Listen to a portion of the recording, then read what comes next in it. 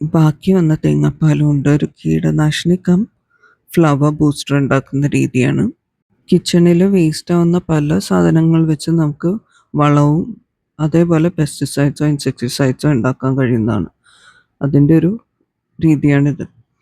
ബാക്കി വന്ന തേങ്ങാപ്പാലിലേക്ക് ഇഞ്ചി, പച്ചമുളക്, വെളുത്തുള്ളി അത് ചേർത്തതിന് ശേഷം തൈരും ആര്യവേപ്പിലയായിട്ട് ഞാനൊരു കുപ്പിയിലിട്ട് വെച്ചിട്ടുണ്ടായിരുന്നു. അതിലേക്ക് ഇത് ചേർത്ത് കൊടുക്കുക. ഒരു 24 hours കഴിഞ്ഞിട്ട് 24 to 48 hours കഴിഞ്ഞിട്ട് ഇത് ഉപയോഗിക്കാം. പച്ചക്കറികളിൽ അപ്ലൈ ചെയ്യണതിൻ്റെ റിസൾട്ടാണ് ഈ കാണുന്നത്. ഇൻസെക്ട്സും കുറവായിരിക്കും. അതേപോലെ തന്നെ നല്ലോണം പൂവിടും. ഈ ക്യാപ്സിക്കം കണ്ടോ, എല്ലാ മുട്ടിലും അത് ബഡിട്ട് വെച്ചിരിക്കുക. ഇത്രയും ചെറിയ പ്ലാന്റാണ്. ചോട്ടിലും ഒഴിച്ചു കൊടുക്കുക, അതേപോലെ തന്നെ പ്ലാന്റ് മുഴുവനും സ്പ്രേ ചെയ്യാൻ ചെയ്യാം.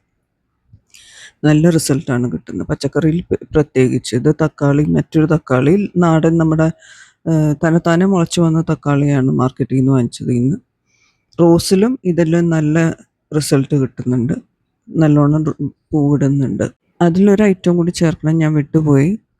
കായം കൂടി ചേർത്ത് കഴിഞ്ഞാൽ നല്ല എഫക്റ്റാണ് ഇൻസെക്ടിസൈഡായിട്ട് യൂസ് ചെയ്യുമ്പോൾ.